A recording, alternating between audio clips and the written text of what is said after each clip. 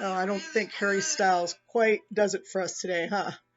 Hi, everybody. Sorry about that. I was listening to music, obviously, and I was listening to Harry Styles because apparently I really like that song, "Sign of the Times." It's been out for like 5 years, but it doesn't make sense when Harry describes what it's about, and to me, it makes no sense most of the time. There are some things I guess I can pick up from it, but most of the time I'm just like, what are you talking about? If I think about it in terms of what he said it's about, it's like my head almost explodes. But we could certainly relate it to other things in our life.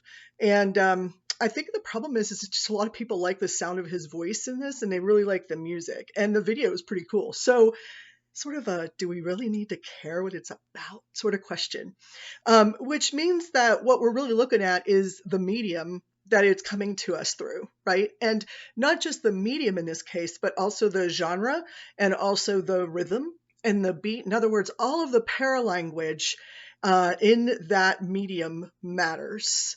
And I know that you're going to think that is the worst segue you've ever heard, but I can guarantee you I can do worse. And I will probably. But today I want to talk to you about the history of technology. You've been studying that. You know that there has been, every time there's been a technological development, there has also been a fear about that technology. There have been those who call it a panacea, meaning it will fix everything. And today, that's what I'm going to talk to you about. And then usually it ends up being somewhere in the middle, right? And something that we sort of debate out later. But the one thing that all technological advances have in common is that they affect the politics of the time, which is why it's so important that we're highly contextual when we talk about technologies and change in politics. So, I said we were going to start with like 1960 today, but I'm going to go back through that timeline that I sort of gave you to sort of give you the short version of how I interpret it. So the first thing that's actually really important was understanding that small groups could get together and major speakers would speak and give information, the news, if you will, and then they would assign people to go to their respective villages and proclamate or replicate in some way the speech that they heard in the Senate or in the Colosseum or wherever that particular speech was heard, on a hillside somewhere if you're with Socrates, right? So what really started to happen was the invention of rhetoric occurred mainly because of the government and trying to get its message to the people. Now, I've talked before about how that's sort of what I study, is how people create themselves as part of or outside of the governmental system, and not necessarily that I'm always dealing with political campaigns or political issues so much as I'm dealing with things that people think are social issues and are more anti-government more than they are about the government itself. So social movements or NGOs and things like that, at least internationally on that. So we have a technological development, if you will, in a sense, later. This is not a technological development, but it's where political communication starts. Aristotle said that the job of a rhetorician is to explain the government to the citizens or to the people. Okay. So they would send these people out, and that's where we get the 5 canons of rhetoric from. It's not that hard to see that. Invention, memory. Why did I just do that? I did it in totally the wrong order. Invention, arrangement, style, memory, delivery. And some people flip those around in different ways, and that's fine. Why is memory in there? The ability to memorize. Isn't that what we're supposed to do? We're supposed to write a speech and memorize it then? Isn't that what that means? And the answer is no. It means how well did you remember what was supposed to be conveyed to the people? And how well did you do that? Now, here's where things get fun. Because, each town may have had its own rhetorician, or they may have hired people to go do this, or there may have been like people who traveled to a couple towns in a day. I'm not really sure how they did it. I wasn't there. I know it's a shocker, but despite my wrinkles, I was not there. But in ancient Greece, we know that this was how they got the message out. And in fact, into Rome, that was how they got the message out. And into the Middle Ages before there was mass production, before there was mass learning of any kind. It was small, but we still call it mass because it went across countries pretty much, that we know about it. We have never been great in the Western world about studying Eastern politics and its development because the concept of rhetoric has not been needed in Eastern governments until recently, actually. And so now it's more of a question. Some democratic principles are important in Eastern governments now, but they weren't back then because they were completely centralized government. The only people who really need to worry about rhetoric and technological impacts in communication on their government are people who rely on mass communication about their democracy, okay, about the policies that are going to guide them and the rules and the laws they're going to have to follow. And that's why I asked the question about deliberative democracy this week, was because we are starting with an assumption that it's good to have many people voting, many people sharing their ideas, many people coming together and trying to come to terms with or trying to resolve any policy discrepancies or disagreements we might have. That's what deliberative discourse is. That's what deliberative democracy is. Okay. So obviously not everybody can, participate in that. And for the most part, the majority participate in a very limited way. I mean, we have seen 3 times in the United States the popular vote go to one candidate and the electoral college vote go to the other candidate. And I've been asked so many times, how can they do that? If the greater number of people voted for so-and-so instead of so-and-so, how did that second so-and-so become president? And it's a good question. That's not deliberative democracy. That's a voting and election question. So let's be clear about that there is a difference. But how many people represent us? That's deliberative democracy. That's important because we can't have the direct democracy that people think they do. Thus the term republic, which is a representative democracy, which is still a democracy, in case anybody ever says, but we live in a republic, not a democracy. Yeah, a republic is a kind of democracy. Technically, I guess there's a line there. That's kind of like saying, Canada doesn't have a democratic system. Of course it does. It's just that it also has parliament because they follow under the Queen still a little bit. So they sort of have I forget what they call it. It's a certain type of democracy.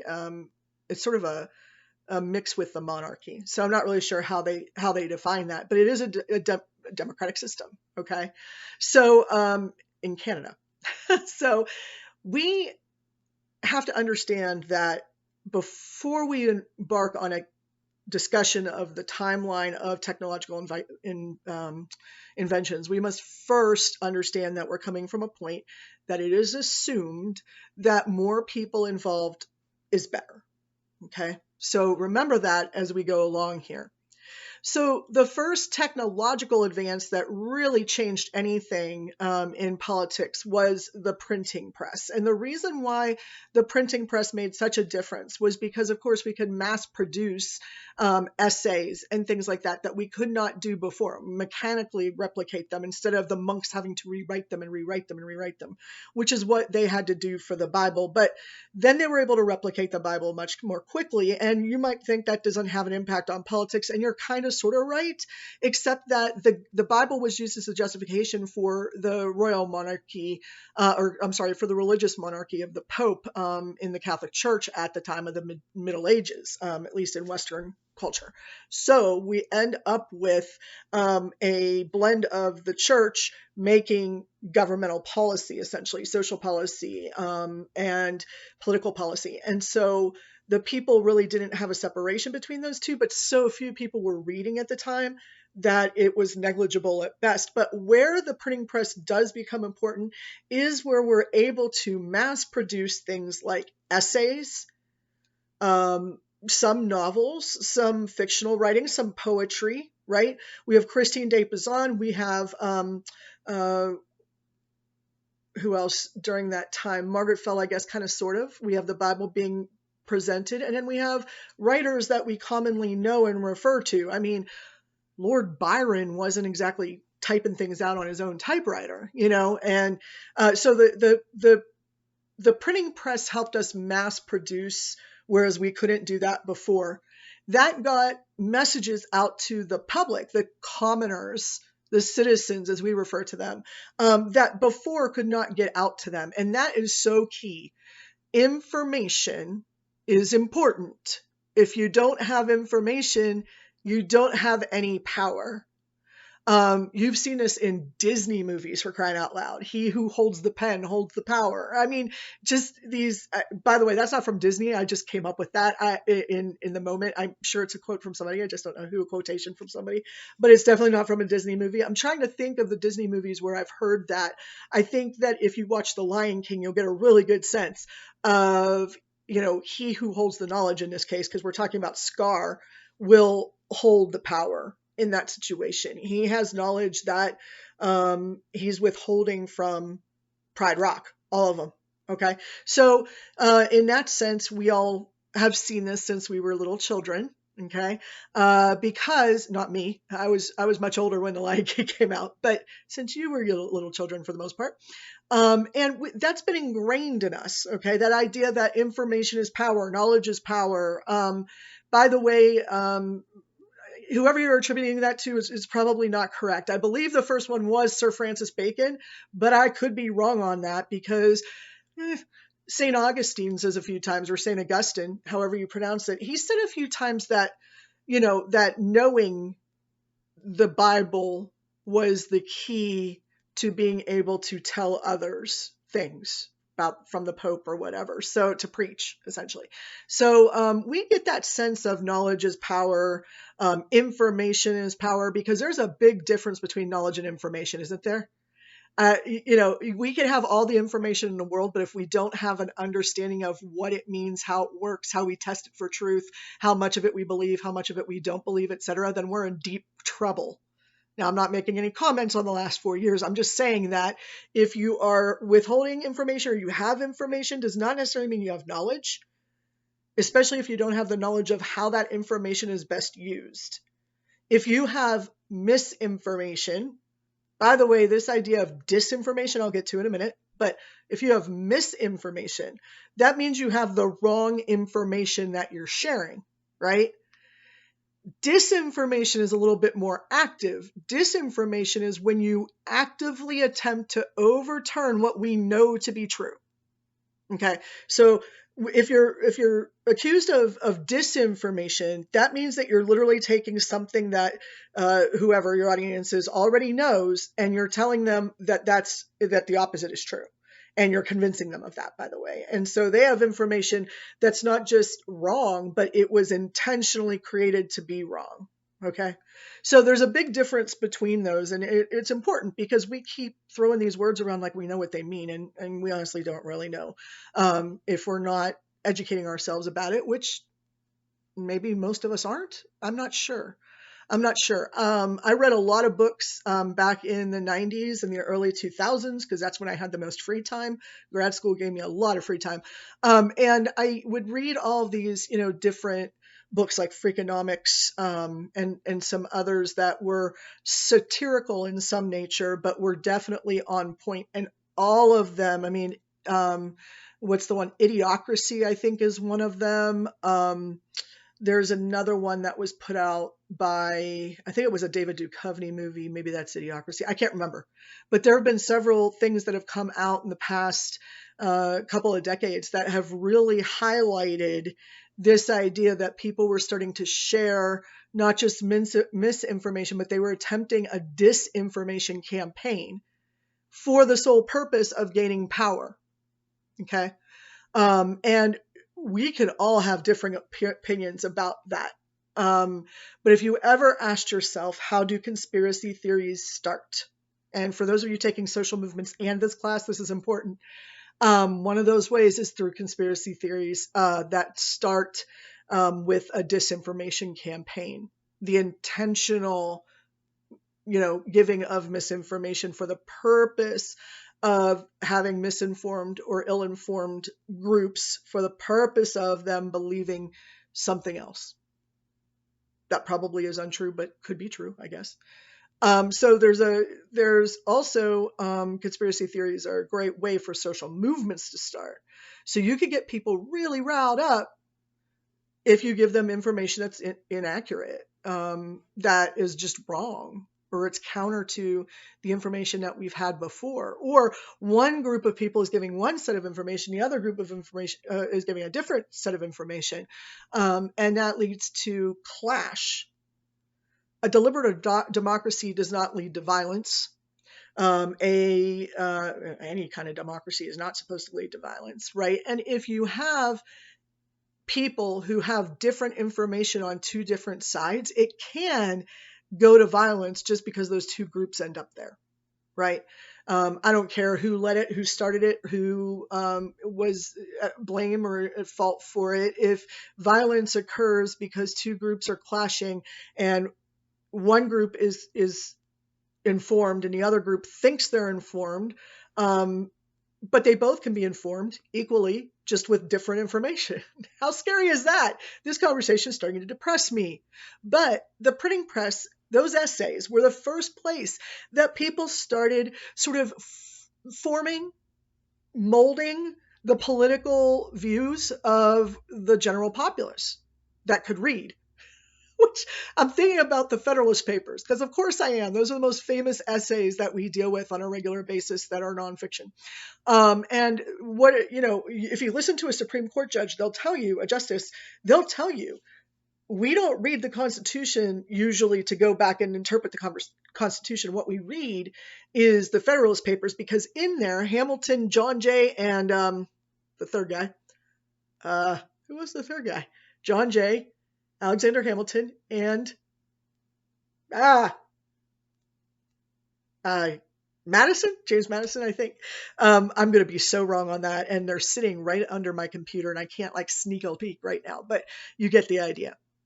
Those three had a great impact on how the Constitution would be viewed. Now, those essays, the Federalist Papers, were written to advocate on behalf of the Constitution, that the Constitution should include or be interpreted in these ways. And so I'm actually going to grab the book. If you've ever seen, sorry about that, you can see everything in my house now. If you've ever seen this book, nope, that's the Chernow book. That's fiction. Okay, never mind. I don't really have it. I thought I did. It's over there. The Federalist Papers is a very thick book, and it looks like a lot, and it is. These essays are relatively short, and they're on different subjects. And so what you can do is go through and just look at the different subject areas. You can match them up to the Constitution, and they'll tell you how to interpret that section of the Constitution, which is fantastic, by the way. It's very useful. It's been very helpful to us. So in the beginning, these essays, political essays and political books and politically driven advertisements, which did start to come out, and political cartoons, which were a part of it at the time, or forever, since the beginning of newspapers, really. Since that's been happening, we've all accepted that what ends up in a newspaper or what we read in a book or what a certain author writes must be true. Now, if you hand me a Stephen King book, am I going to be like, oh, man, this work of nonfiction is amazing? No, we all know that's not the case, right? When you know that it's fictional, that's helpful. The problem comes in with works that come from Europe, like, say, for example, Jonathan Swift, A Modest Proposal. That is a work of satire, also known as My Common Voice of Sarcasm, but it's satire, meaning that it's for a purpose. It's purposefully attempting to send a message, make a claim, and make an argument by arguing the most ridiculous, hyperbolic, satirical thing I can argue. So at the time, England was struggling with a very, very large population of orphans. Large. Very problematic. They were all underfed. They were all sickly. Nobody wanted them. Nobody wanted to take care of them. And so they ended up, just with all these kids. And the people in Ireland were starving. because of the famine over there, the potato famine, as we often call it. But I mean, it's not like it was just potatoes or something. Uh, that's not exactly what the potato famine was. If you read up on it, it's actually quite devastating. And so Swift just said, "Hey, I got a solution. You guys want to talk about this? You want to fight about religion? You want to fight about whether or not you're going to follow the queen or the king or whoever? How about this? How about we just solve two problems at once? And then we can debate whether or not we're going to do some of these higher order things like figure out government." And that proposal was, let's take all the orphan children in England and cut them up and bake them up and serve them as food to the Irish. And this is not, I need to emphasize this because I've had a couple students in the past be like, "Oh my God, Dr. Dash, that's terrible." Yeah, it's a ridiculous idea. It's not a realistic proposal. It's called a modest proposal as a way of downplaying it to say, "Hey, you know what? If you guys can't figure this out, how about we just do this crazy thing?" But the idea that both of the problems were imminent, and they were very, very immediate, and they were very, very close to all of the people in England and in Ireland. Why did we not find a solution by the time that Swift was writing, was kind of his question, right? And when you're forced to think about things from an almost ridiculous standard, you tend to start to see all of the problems and how easily they may be solved if you just stop hiding in the sand and you come up with a reasonable solution. So that satire became something that some people believed. These days I have people saying to me, "Well, we read this one piece where they talked about eating children." And I'm like, "Oh, for crying out loud." Either you're reading, Grimm's fairy tales, like the original ones where they did eat children, or you're reading Jonathan Swift. And so it's this very famous piece that began sort of the satirical, I won't say it began the satirical movement, but I will say that it made it, it's considered often the first satirical work that a lot of people read, that it was available to a mass audience. And so figuring that out, you had to have a lot of information, but you also had to have knowledge to understand what Swift's argument was. And so that kind of subtlety falls flat on people who don't have the knowledge. So we have these essays that can help form opinions, help get us to interpret, but we also have, at this point, before the 19th century, before electric, before digital, before radio waves, before all of that, we've already started screwing with the popular discourse, the public discourse, for people who did not have enough knowledge to be able to parse out what was real as a proposal and what was apparently a satire. That's pretty sad. This explains why War of the Worlds has, become such a cult idea in America. By the way, not that many people fell for that. Don't believe the stories. It's not as big of a deal as you thought it was. Trust me.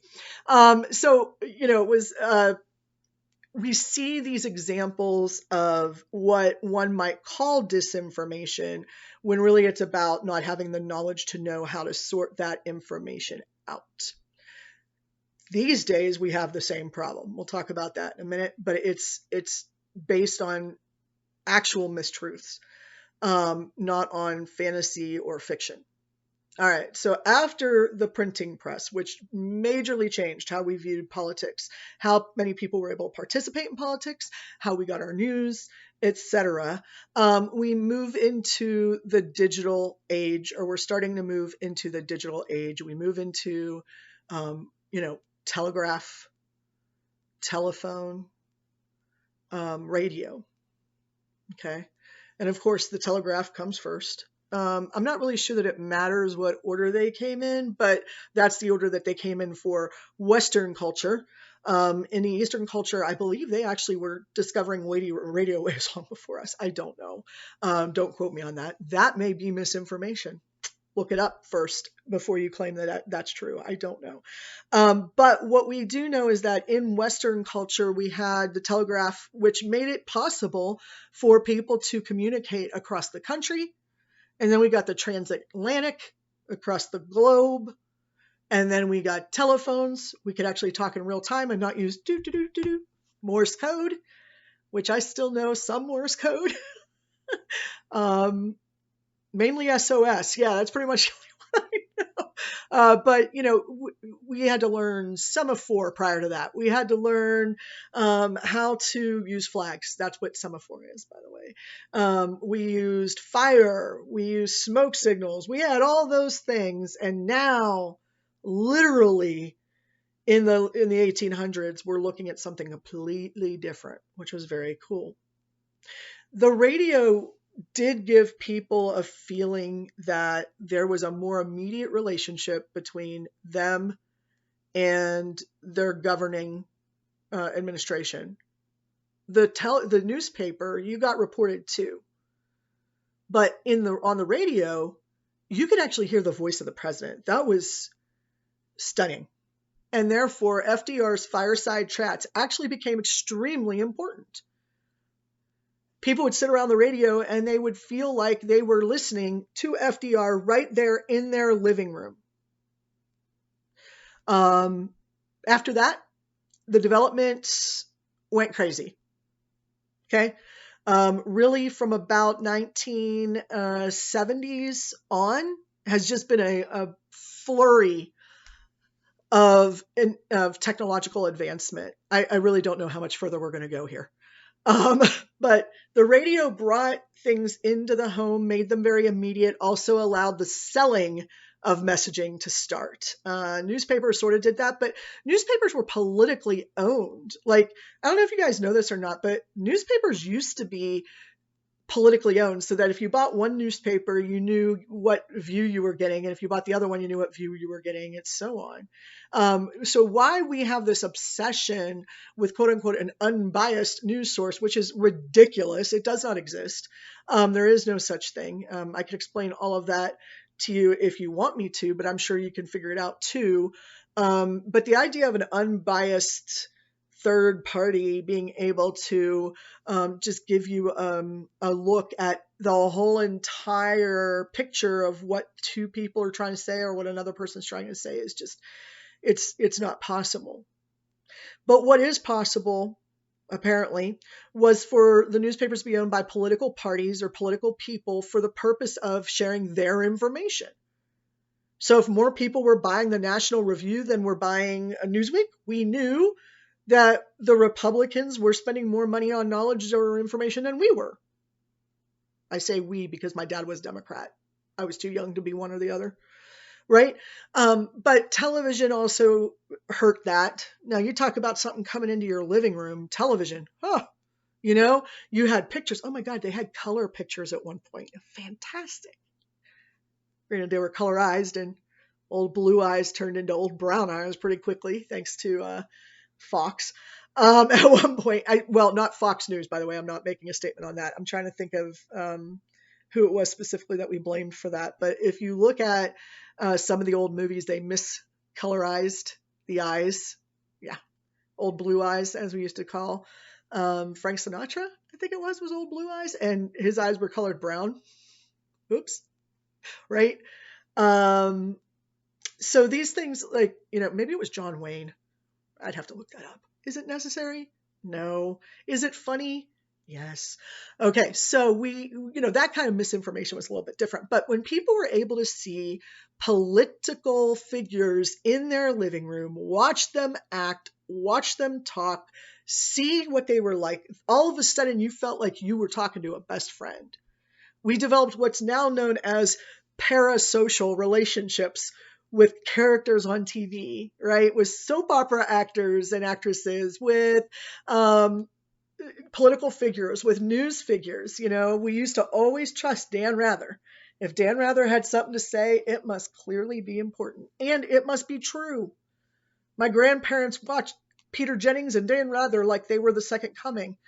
because what they were saying clearly was true, because we trusted our journalists and our news anchors. And eventually, as things have developed, as news networks obtain more technologies, the ability to show film or to show video, the ability for sound overs, our news changed. And suddenly we were able to get not just a description of what was going on at the latest political rally, but we got pictures of it, sometimes in motion, sometimes in color. Sometimes we could talk directly, or listen, I should say, directly to the people who attended that. Imagine if we had that at Woodstock. Ah, that would have been cool. But they used it mainly for news and for information. And obviously politics plays into that. And so that leads us up to 1960. I'm not going to go past 1960 right now because that's what I was supposed to talk about this week. And it's already been 30 minutes. By 1960, yes, we had black and white television in some households. We had radio in more households than had TV. But it still wasn't like everybody had access to a radio. Okay. We were still in the stage of not a lot of people being literate. I mean, by comparison to today. We were still in an age where listening made it a lot easier for you to gain information, but you had to have the money to have the radio or the television in order to do that. And in case you're wondering about the 1960 presidential debates, which are the first televised presidential debates, they may be the first presidential debates, because why would they hold one for themselves? But they were not the first debates, public debates. The Lincoln-Douglas debates were the first, or at least the first we have a record of. So they are also known as the Great Debates, by the way, not the ones I'm about to talk about. So in 1960, Richard Nixon and John F. Kennedy were, I didn't want to mix him up with the Senator John Kennedy, who's in Congress now. John F. Kennedy, they were debating in 1960, and they agreed to go onto television 4 times, I believe. It was 3, or maybe it was 3 times to debate each other. And the news networks agreed to this, and they had, I believe at the time, they had a representative from each news network who was asking questions. Part of that was an acknowledgement that there may be bias in some way. Each debate was dedicated to a certain topic: foreign policy, domestic policy, and economics. I think that's correct. I think that's right. That's usually what they decide to debate about. So I believe that's correct. And there was no vice presidential debate. But these two guys get on the TV. Maybe you're listening on your radio. Maybe you read about it the next day in the newspaper. Completely different experiences. So when you hear that old adage that Nixon won on the radio and Kennedy won on the television, that is just inaccurate. Yes, it is true. John Kennedy looked 100 times better than Richard Nixon. He didn't look tired. He looked healthy. Meanwhile, we all know that Nixon was the healthier of the two, but we didn't know that until recently. So, well, fairly recently. They definitely didn't know it back then. He looked fantastic, energetic. He wasn't sweating his makeup off, which Richard Nixon was, and it was black and white, but you could tell that's what was happening, sort of a Rudy Giuliani hair dye problem, only on the face. I mean, face makeup. Okay. So people said, well, people would vote for John F. Kennedy because he's better looking. I mean, there's something to be said for good looks, but not that much. And also, therefore, you're probably wondering why I'm so easily ready to blow off the research that says that. And the answer is pretty simple. Number one, there wasn't that much research done. Number two, they did the research over the telephone. So they only talked to people who were rich enough to have telephones. And if they were watching the debate on, or listening to debate on radio, then they were richer than your average person with a telephone. And if they were watching it on TV, then they were richer than both. And therefore, the only people who got asked about this, particularly that had televisions, would have been at the time more Democrats. Yeah, we had the money back then, blue blood kind of thing. I'm from the Northeast, sorry, but you get the idea. So the richer people would say that Kennedy won if they were watching him. But the poorer folk, uh, which they weren't poor by any stretch, they were educated, but they only had the radio to listen to, meaning that they didn't have access to seeing them, said that Nixon won. But this is such a biased study in so many different ways. There is no way that it's applicable to the general population. So the validity of those studies, that study, there may have been two, but the legitimacy of those validity of those have just been, rejected by most political scientists, and rightly so. So the Nixon Kennedy debates, they actually produce a lot of questions about debates, but they also had to basically ignore one part of the Constitution, or one part of FCC law. That FCC law said, it was the fairness doctrine, where people who were in politics had to get exactly the same amount of time on television or radio as for the same price as the opposition did.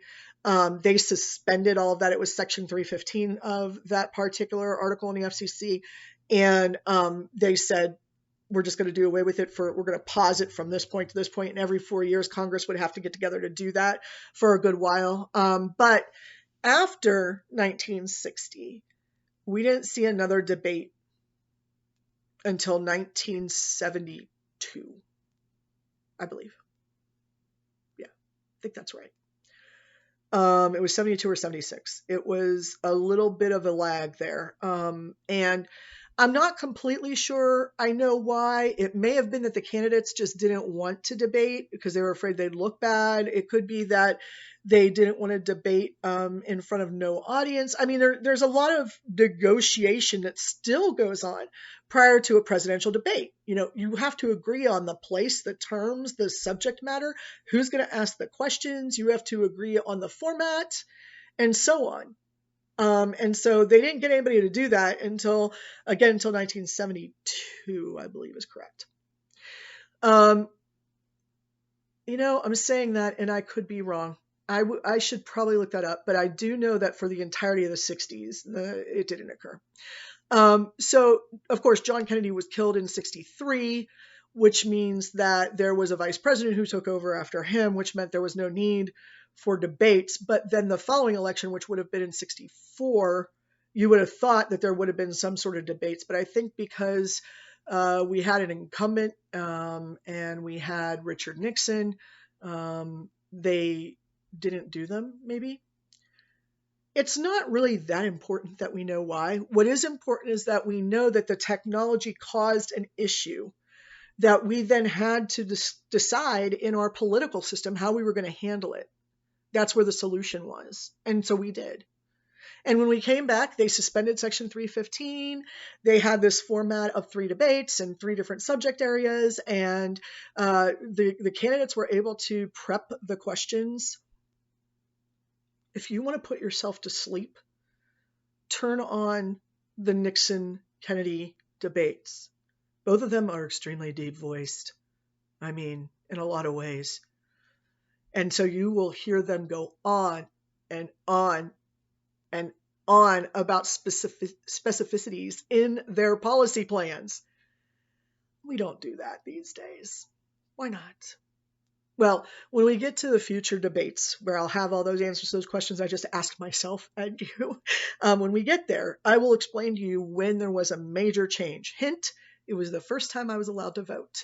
So there was a major change in debates that year that actually changed the course of debates for the rest of the time since that year. So maybe you'll be able to guess what year that is.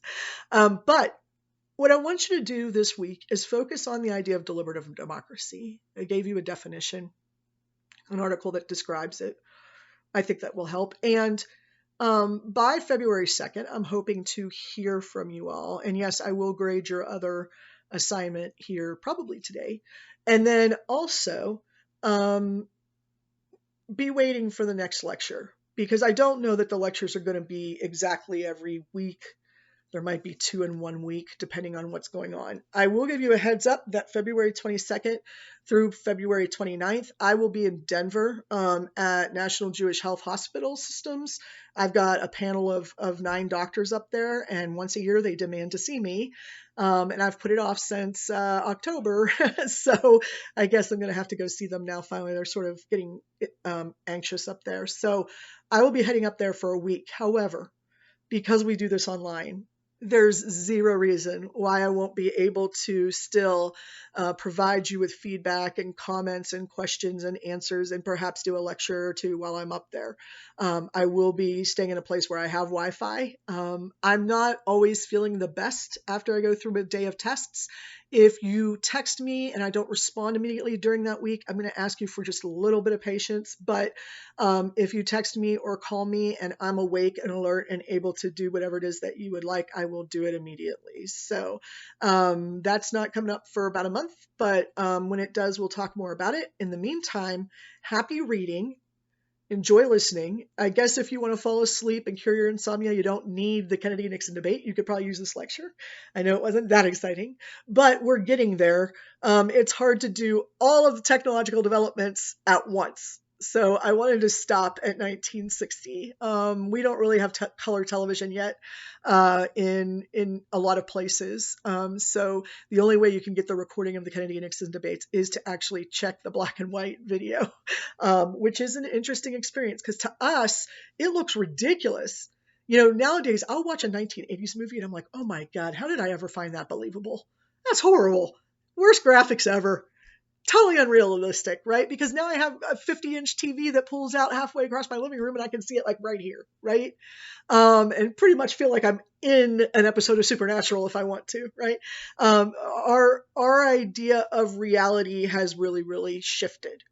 So again, every time a new technology comes out, there's a group of people who fear it and talk about how terrible it is and that we should never go anywhere near it because it's just going to lead to a snowball. And then there's the people who believe that it's just going to fix everything. The internet's just going to fix discourse. Everybody will have a chance. That's not quite how it works. And then we sort of sort it out and figure it out as we go.